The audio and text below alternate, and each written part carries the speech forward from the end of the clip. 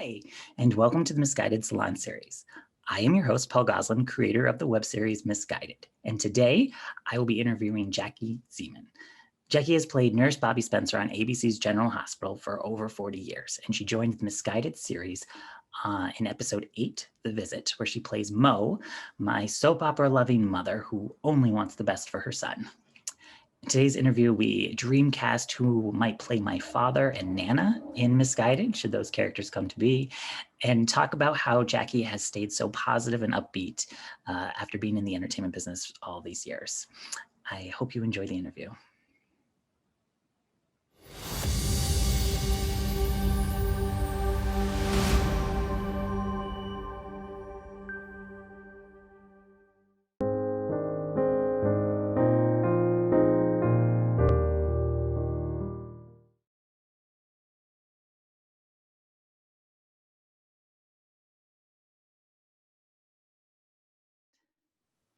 All right. Oh, hi, Jackie. How are you today?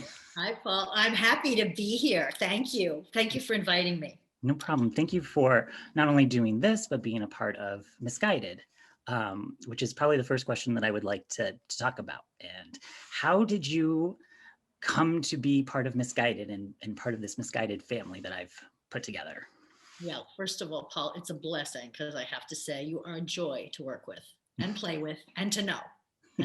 As a producer, writer, star of the show, and friend. And I know in order to make something like this happen, for the people who are listening, if you're not in the industry and you're not aware, it's so much stuff has to happen to get a show like this on the air. I mean, it's amazing. And the fact that you are wearing all of these hats and doing all this and raising the money to shoot it as well.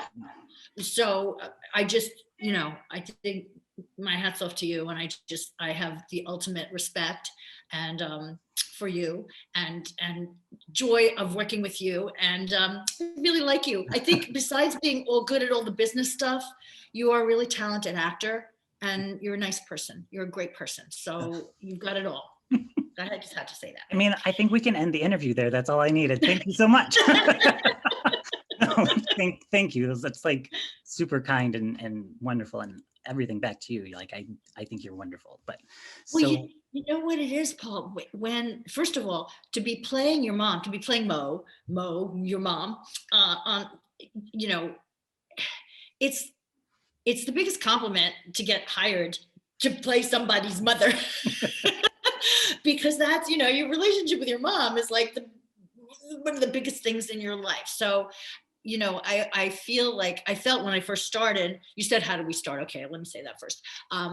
You contacted Rick Hirsch, right? At Celebrity Consultants. I think so. Yeah. That was Get in touch with me. Yes, that's what it was. Rick Hirsch, for those who are listening, is my agent for a million years. He used to be head of the commercial department at William Morris, who I was with. And then Rick went off on his own and took me with him when he went, which I was very happy that he had in his contract that he could do that because we had done a lot of work together over the years.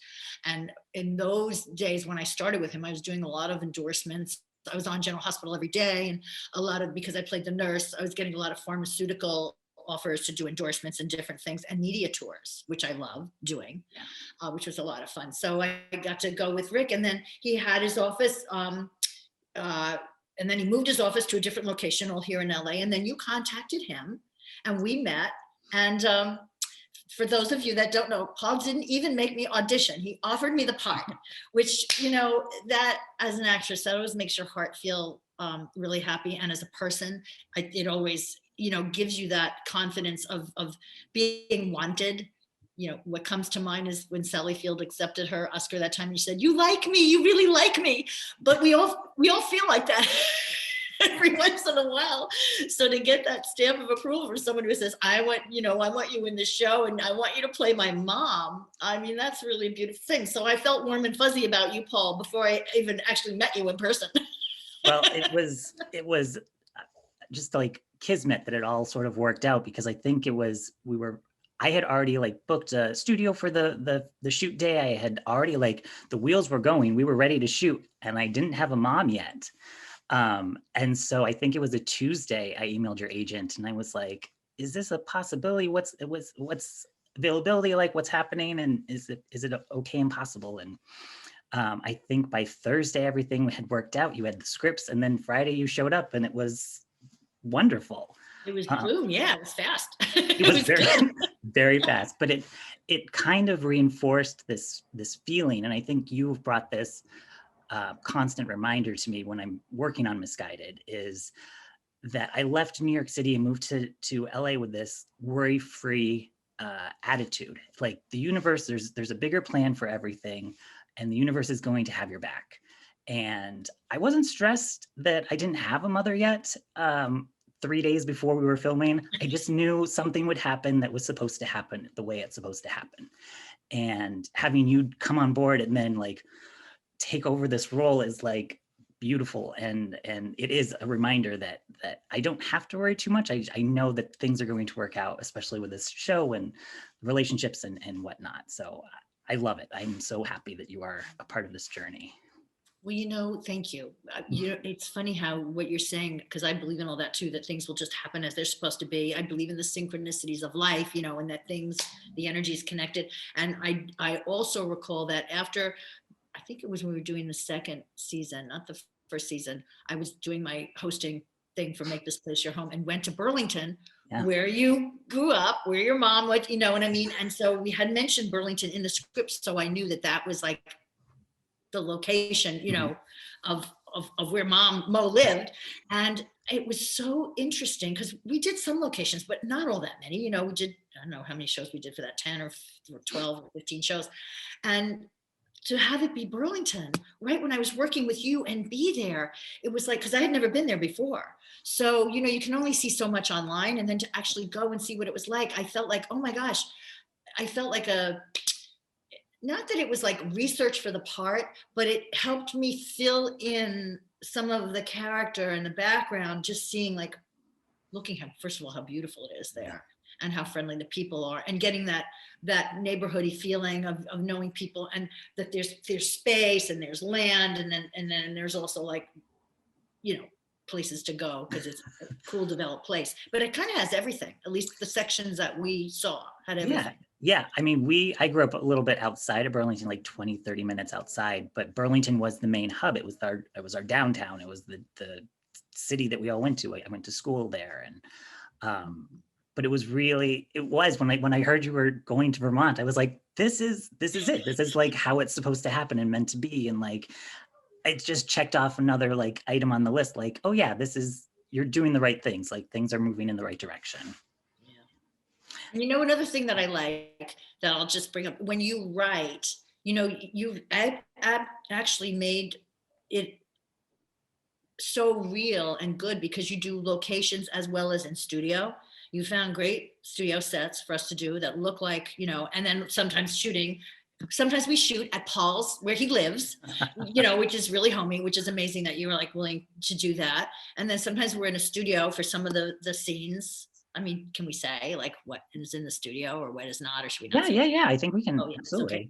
So, because when we did the agent, so when Gene, with Gene Carroll, that was on the set. That was our first, right? That was literally the first day of filming for season 2. Like that's what I thought was the first day. Okay. First day of filming, first day of meeting both you and Gene, and it was the 3 of us in a scene, and like I couldn't believe what was happening to my life at that moment. I was like, what?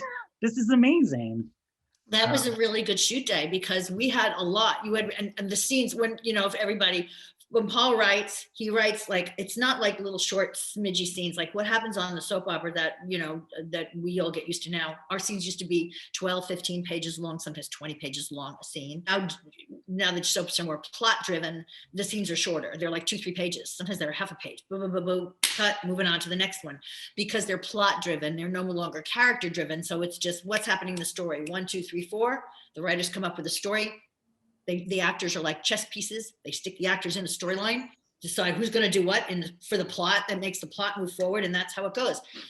You do something, your writing is character driven. So it's all coming out of the character. And so it's all has heart, and it all has, it's all very emotional, which as an actor is the joy. You want to go, hail Paul, hail writers, to get something like that to play. But they're long scenes, there's a lot of dialogue. And I remember that day, we all had a lot of lines. Yeah. And it was so easy. It wasn't stressful. First of all, it's a really relaxed set. You're always great on the set. You never get like testy or, oh, hurry up, it's taking too long, or, first, you're always like have a real calm. And I know your motor has to be going when we're shooting because you're having to do everything, Like, my mind is like thinking of like not only my lines and my dialogue and what I have to do next on camera, but then I'm like, okay, how does the shot going to look, and is the sound going to be okay, and what's coming up next? Do the actors have lunch coming up? Like, what do we need next? And so but there's never let that shot. I mean, you get it all done, but there's always that calm, so the act, you don't put out like this frenetic energy like some people get more diva when they're on the set and they have so much responsibility, and they don't mean to, but they get short and they can only focus on one thing at a time. You're very good at seeing the whole picture and bring it all in, which is to work with you in that respect, particularly because then we're saying the lines in the scenes, and you become my son and I become your mom, and whoever else is in the scene with us is, so we go into that mode. But that's not a hard mode. It seems very natural. Like we can be talking on the set and then all of a sudden it's 5, 4, 3, 2, 1, and we just keep on going and it's all real. Yeah, I will say there was like a really special moment last season, season 3, when we were filming that long day at the restaurant, and we were doing the wedding stuff. And we had a small little break just to set up the new shot for right after Doyle had been shot. And we were having just a private side conversation. We were talking about mothers and relationships and whatnot. And it like started triggering like all of these things happening inside of me, like emotionally. And I was like, okay, if we can like go in like 2 seconds, we got this. I got this happening right now inside. And like, I would love to like use this. So like, it was, those are moments that like, we can just seamlessly like move in and out of the scenes and work on and do. Yeah, so. It was great.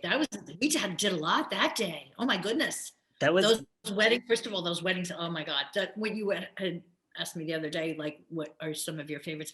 That day for me, as far as the action on the scene, we had scenes in other lines, but the wedding scene, I got to sort of enjoy it and watch it because I was just sitting there as the mom, and so I got to like just watch it, and that was my job, to just be watching what was going on. It was like, and it was so good. It was so dramatic.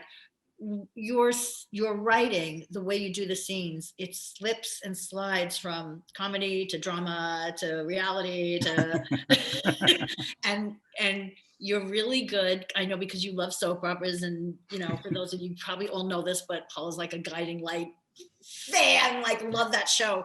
So it's familiar with how old school soaps were shot, and the way they're shot now, different, the end scene tight on the end, all that kind of hokey schmaltzy stuff. But you get some of that in, which I happen to love.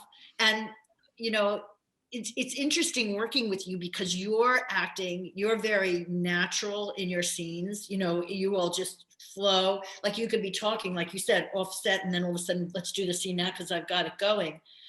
And I have a tendency to be more schmaltzy with the work, because of the drama of my training, all the years of being on the soap operas. Okay, this is the middle, this is the beginning, this is the end, punch it, moving on. Yep. So it's fun to work with you because I feel like we have a really good energy, between the two of us when we do a scene together. Absolutely. Like I love our scenes and our dynamic because we have those tender moments where we're sitting on a couch and we're planning we're going to go see the agents, then we're going to go have lunch at a restaurant on the beach, and that sounds great. And then we have these moments where I'm like, you are not my mother, I have no mother. And like relationships like that, you have the good days, you have the bad days, and it's work. You're putting in the work and figure out those dynamics. And I think we have found a really nice balance of playing that. Yes. I love the scene that we did when I had to tell you about Kyle. They kidnapped Kyle, that whole all that. That was like, I remember it was a long scene. I don't remember how many pages in the script, but it was a lot of dialogue, and it was very, it was had a lot of heart and a lot of depth to it. But then there were like a few moments that were fun. We put a little, not that we made it fun, but just when you look at something, oh, human nature, oh gosh. And I particularly like that scene and working with you on that scene that day, and Has to do with Kyle. Kyle, my high school boyfriend? Yes. What does he have to do with any of this? Paul, I wish I could take it back. I really do. I could see all of the warning signs, and you were too in love with Kyle to see he was going to take you away from me. What did you do? I could see he was starting to become the most important person in your life over me. And I started to get this feeling of jealousy like I've never experienced before. And I knew that if your relationship with Kyle continued, I would eventually lose you. So I did what any mother in my stories would have done to protect her son. I had Kyle removed. You... What? Kyle was Tamara's other son, and you had him murdered? No, not Paul, no. I'm your mother, not a monster. I had him taken to a facility and held there, away from you. and it seemed very easy. We did it. What did we just do it once or twice or so? I mean, boom. This is something like I don't know if most people know when I shoot, at least when we're doing Misguided, I don't get a lot of coverage. So we just do we'll do a shot on Jackie, we'll do a shot on me, then we'll do like the 2-shot and maybe pickups here and there, like when we need, but only because I know what I need. And like my director of photography, Robin, has been so great in setting up shots and letting me know if something's working or not working. And then I go and I'll just edit it. And sometimes I'm like, yes, I wish I had done a little bit more coverage, but like when I'm editing, I don't have that much to choose from. So now we can just quickly pop it in and go from there. But our shoot days are not that long. No, they're good. They're good. And as an actor, it's the same for you too, since you're an actor on the show. It's nice when you do it and you feel it's good, not to have to repeat it. Like I know a lot of film actors love the let's do it again, let's do it again, let's do it again, and by the time you're done, there's 30 takes, there's 25 takes, and you're like, that's not me. I'm so over it. It's like, by the time we're doing it for the 5th time, can we just be done now? That's how I feel. My daughter Lacey, when she was little, we'd be doing something, Mommy, I really like it, but I need to be done. And when I'm asked to do too many takes, I think because of my training, is theater and soap operas. So it's fly by the seat of your pants, nail it, moving on. So we're taught, don't make mistakes, don't forget your lines, come in, know your stuff, hit your marks, hold still, and once you get it, you're done, Exactly. So I love that you work that way. Because you feel like you don't have to hold back as an actor, on the first take and say, oh, well, one time I remember years ago when I was on One Life to Live, which was my first contract role on a soap opera. I remember one day early on, David Pressman, I think was his name, Michael Pressman, yes, is his son, who became a director also. Anyway, he was directing, and I had a very emotional, like one of those 15-pager scenes. And it was with Jameson Parker, who was playing my love interest at the time. And I was supposed to be like drunk and pregnant and, really emotional and a lot of tears. And we did the rehearsal, and I was trained to, do it, show the director what you're doing in the rehearsal. And I remember shooting it as if we were taking it, because I thought they had said, oh, we're going to take it. On that show, same thing, one shot. We had to give our cameras to the news at 5:00. So we shot the show in an hour, and then we were done. Maybe it was a half hour, 45 minutes in those. I don't remember how long it was, but we couldn't do anything over. So if somebody forgot their lines, we just had to fix it on camera. Nothing got edited. And I remember doing it and for dress rehearsal, and he came out and he said, that was absolutely perfect. He goes, but I wasn't shooting it.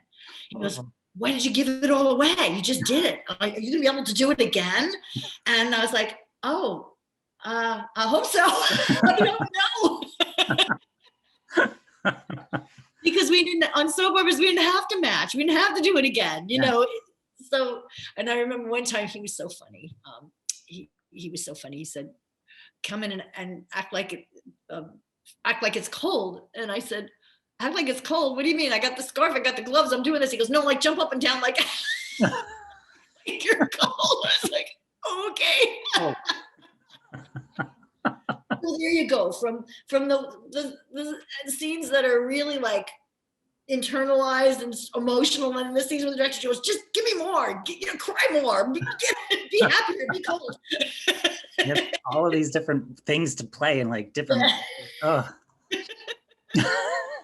But speaking of different emotions and whatnot, and Misguided it started out as a comedy, and now we're switching into drama, melodrama, and everything.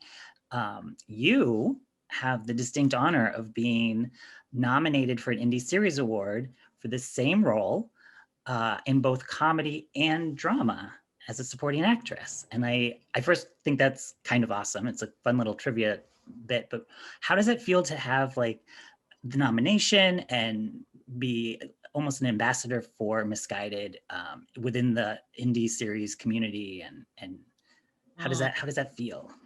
Awesome, absolutely awesome, because I have not done a lot of comedy, a little bit along the way, smidges here and there, a few guest shots, not recently, but a few guest shots like the old Love American Style shows like that were on a long time ago when I was starting out, and did National Lampoon's Class Reunion, which was comedy drama, like a little bit of both, which is comedy, but not much comedy. And every once in a while, like a skit or something. So I don't feel that I'm that strong in comedy. Like if was a breakdown, somebody said, "Oh, we need strong comedic background," I would not want to go up and read and put myself up against these people like a Rachel Brosnahan, who's doing the Mrs. Maisel. Yeah. People who are like really good at it.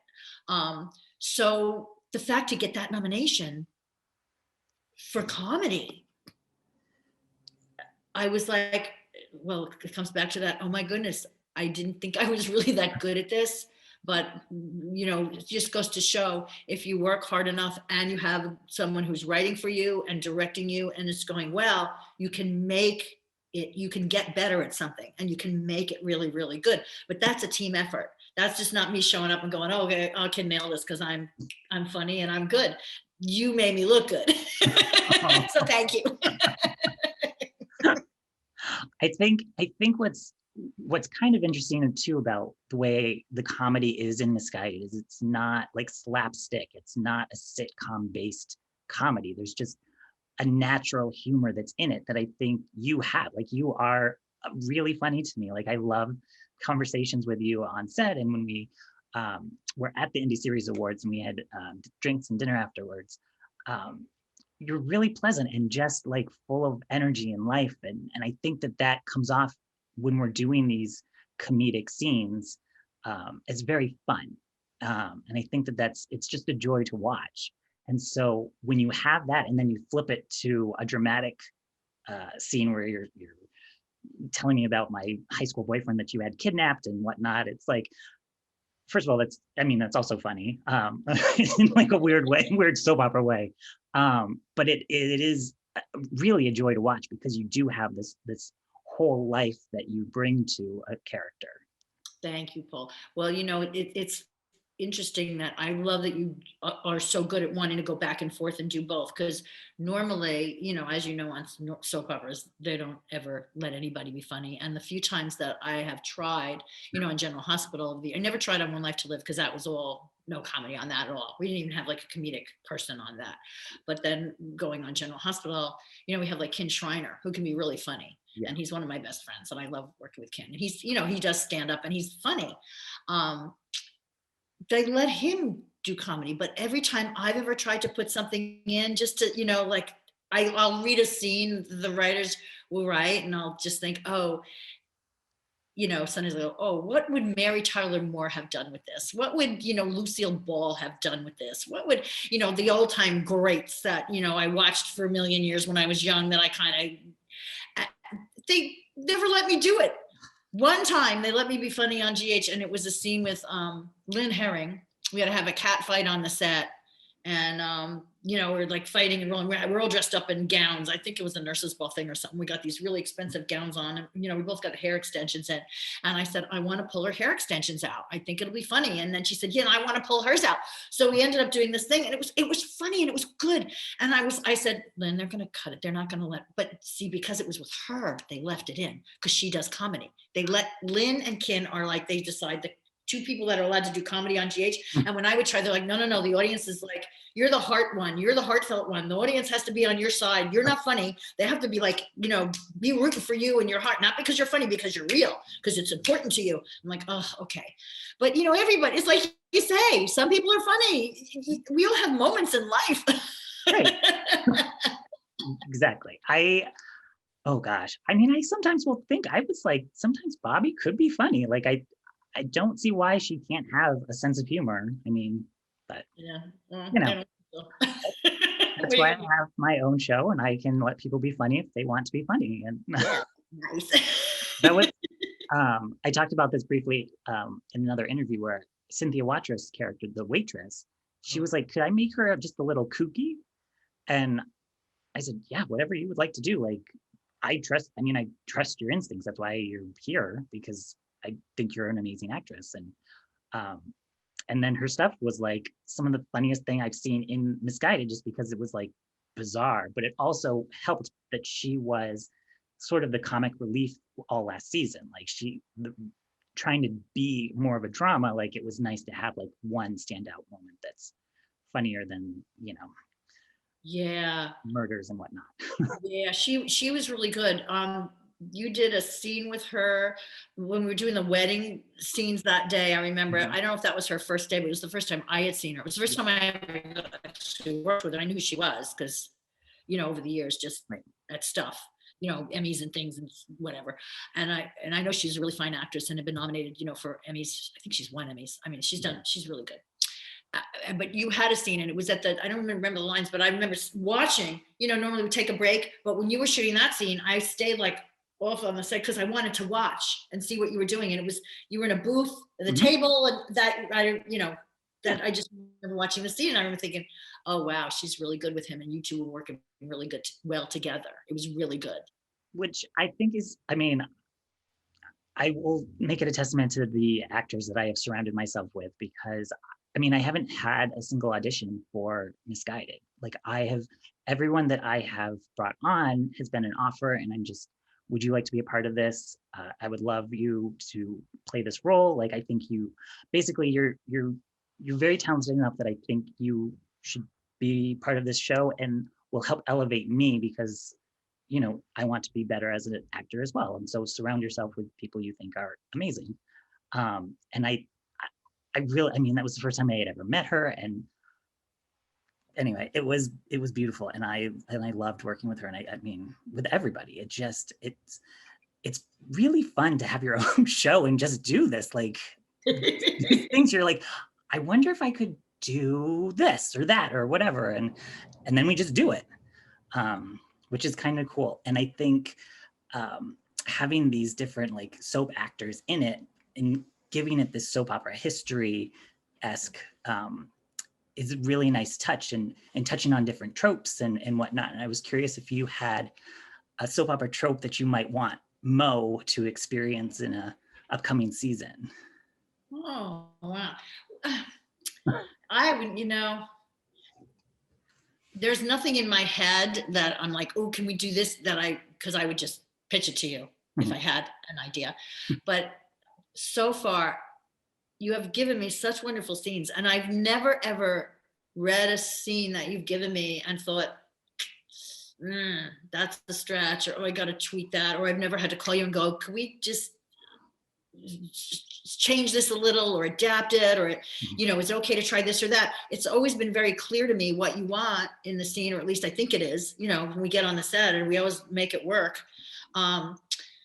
So my mind has never even gone in that direction. You come up with the most, you come out with some really far out stuff. I don't think I'd be better at it than you are. Thank you. I'm excited. I don't know if you've read the entire script for next season yet, but I'm excited of the path that the show is going, and the growth that each character is going to have next season, the relationships that are going to continue. I don't necessarily have a father for next season because it's not part of the story I'm telling just yet, but possibly in a future season. And I'm curious if there's anyone that you've worked with or that you haven't worked with that would be like an ideal person you'd love to like work with or someday, or we can make it. Oh gosh, there's a few. I probably will want to get a second think about that a little, but what comes to mind is people that I have worked with that I think are, are absolutely wonderful. Well, I adore Ken Schreiner. I mean, I think he's hysterical. Brad Mall, Yeah. awesome. He's awesome. I'm talking about guys that are like the right age, Yeah, that I work- of A. course. Martinez, A's, Oh, yeah. joy to work with. Those three come. Julian Stone, enjoyed working with Julian a lot, and he has the British accent. You know what I mean? I don't know if that probably isn't going to work, but he could probably do American. But he's like a joy to work with too. He's really, really good. I'm trying to think. Tristan Rogers could be interesting. And you know what's funny is I think you had posted something on social media. You might have been filming the Bay or something. And I think you posted a photo together and said that you've never really worked together or something like that. And we never have. And people have always said to me, as a matter of fact, just the other day, somebody contacted me on Cameo and goes like, how come you and Tristan like never even have scenes together? It's like you don't even know each other, like years ago, but never like together, no spark, no love interest. And I was like, yeah, we're the right age. We're in real life friends. I'm friends with him, his wife, his kids, our kids, we used to do the birthday parties and go to their house. And one time we went to their house in Palm Springs and we did the Easter bunny thing because it was Easter time, so we were very close with the families. So it's always interesting when you know someone so well and you feel on a comfortable level as a friend that we never got a chance to do scenes together. The only time we've worked together, it's not work, what we've traveled and done, probably from where that picture, we were doing appearance because we're the legends of GH, in that group, they call us the vets. And so a lot of times it's Tristan and me are in that group when we get picked to go. Jeannie, Tristan, me, Finn, certain Lynn, Ken, certain ones, Christina. So so I would love to work with him, and he likes to work. He's busy, so if that's in your mind. I mean, we'll see. I mean, it's one of those things. I love playing that casting director and just like who could potentially be available and want to be a part of this. And writing this coming season, the character morphed into someone else, but I originally had my Nana as a possible character that I was wanting to introduce, which would be your mother. And I was like, who could we get to do this, and who would be amazing? And unfortunately, the person that I had thought of, like, I mean, big picture, like would love to, but she passed away, was Marge Doucet, but she was also based in New York. So like things would be harder and whatnot. But like, ideally, I was like, that would have been like a really cool, like big matriarch to have for the show, which that's this casting director, like idea is cool that I have. She's not that. A lot of times you can, actresses. I mean, I play Carly's mother, and okay, I was supposed to be pregnant with her at 14, had her at 15, because like the young ones will come on the show and that don't know that storyline go, how are you her mother? And I'm like, because I was pregnant at 14, so we're like I'm almost old enough to be her mother, but not really. So one time I went to our producer Frank and I was like, she's pushing out babies and I'm playing like old mom. I said, there's not that much difference in our ages. We need to bring the energy at an appropriate age level and not make old Bobby invisible. And Carly's pushing out babies still, because the audience who knows the show for a long time and has the history doesn't get that. So that, I know that sounded random, but I was thinking Denise Alexander, who plays Jeannie Francis's mom for a million years on GH, I used to watch General Hospital before I got on it. And in those days, she was the lead and she was on every day, and Cam, and she was like in there. And I only told her, I guess, a few years ago. She never knew. I told her, oh my God, I watched every scene you ever did. I used to study your acting to learn to be on a soap opera, to watch you. She goes, oh, I never knew that. And I said, oh my God, I can't believe I never told you that, because so anyway, Denise would be wonderful. And I know she doesn't live that far. She's here in town. She lives up in Oxnard or Ventura, not far from LA. Yeah, and she has, I think, a house in Beverly Hills. I think she still has it. So she's around, and I know she recently went on GH to shoot a couple episodes. So she's working. She's would be probably open to it, you know. Interesting. All right, I like this. I like this. And we both kind of alike, you know. We Yeah. both have the reddish brown hair. Well, I think now she went blonde, like the gray blonde. You know, how a lot of women are blonde when they get gray. It's easier to be blonde. So I think she's more blonde now, but we look alike. I mean, I could see us, you know, we kind of have the same build. We could have the, you know, the same bodies, boobs. We're both petite. I mean, yeah, that would work. And I like I feel like this is a perfect wrap up, maybe. Final question. So I was going through old emails that you and I had when you first joined the show, and there's always been a very positive and upbeat and lighthearted energy that you have, and it comes across in every text message or email or social media post. I'm curious where that comes from, and how, after all of these years in the industry, you still have it and are able to continue being so positive and supportive and uplifting to the people around you. Oh, thank you, Paul. Thank you. You know what?